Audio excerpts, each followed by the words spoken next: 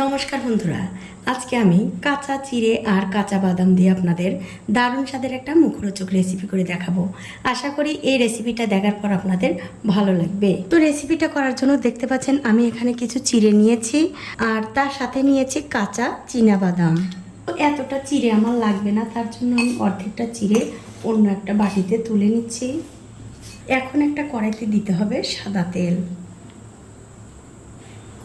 কিছুক্ষণ পর যখন দেখবেন তেলটা ভালো করে গরম হয়ে গেছে, তখন এর মধ্যে সেই চীনা বাদামগুলো দিয়ে একটু ভেজে নিতে হবে। আর আপনারা অবশ্যই একদিন হলেও এই রেসিপিটা বাড়িতে বানিয়ে খেয়ে আমাকে কমেন্ট করে জানাতে ভুলবেন না আপনাদের কেমন লাগলো। তো এই দেখুন বন্ধুরা, বাদামগুলো কিন্তু আমি খুব ভালো করে ভেজে নিয়েছি। এখন এই বাদামগুলো তেল থেকে খুব ভালো করে তেল ঝরিয়ে তুলে নেব। বাদামগুলো তুলে নেবার পর ওই তেলের মধ্যে ভেজে নেব এই চিড়াগুলো। এখন এই চিড়াগুলো একটু ভালো করে উল্টে পাল্টে তেলের মধ্যে খুব ভালো করে ভেজে নিতে হবে। তবে বন্ধুরা, এই চিড়াগুলো আমি বেশি তেল দিয়ে ভাজছি, আপনারা চাইলে কিন্তু কম তেলেও এই চিড়াগুলো ভেজে নিতে পারেন। যখন দেখবেন এই চিড়াগুলো তেলের উপরে সবগুলো খুব ভালোভাবে ভেসে উঠেছে, তখন বুঝতে হবে এই চিড়াগুলো কিন্তু ঠিকঠাক ভাজা হয়ে গেছে। দেখুন, সবগুলো চিড়া কিন্তু তেলের উপরে ভেসে উঠেছে, তার মানে এই চিড়াগুলো খুব ভালো করে ভাজা হয়ে গেছে। এখন আমি খুব ভালো করে তেল ঝরিয়ে এই চিড়াগুলো তেল থেকে তুলে নেব। তুলে এরকম একটা থালার মধ্যে রেখে দিচ্ছি। আর যে পাত্রে চিড়াগুলো তুলবেন সেই পাত্রের মধ্যে এরকম একটা কাগজ বিছিয়ে দেবেন, মানে কাগজের উপর চিড়াগুলো রাখবেন, তাহলে এক্সট্রা যে তেল থাকবে সেই তেলগুলো কিন্তু এই কাগজে টেনে নেবে। তো সবগুলো চিড়ে কিন্তু আমি তুলে নিয়েছি তেলের মধ্যে থেকে, আর এই একই রকমভাবে কিন্তু সবগুলো চিড়াই ভেজে নিতে হবে।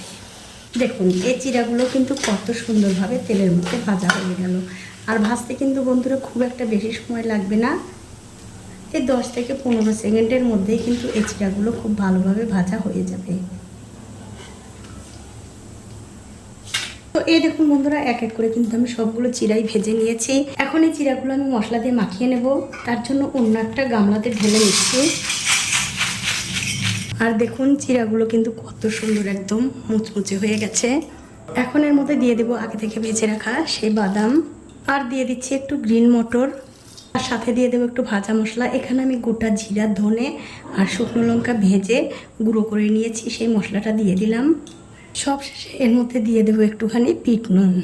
এবারে সব কিছু মিশিয়ে খুব ভালো করে মাখিয়ে নিতে হবে। আর আপনারা এইভাবে ঘরে কিন্তু মুখরোচক রেসিপি বানিয়ে খেতে পারেন, তাহলে কিন্তু আর বাইরে থেকে কেনার কোনোই দরকার হবে না।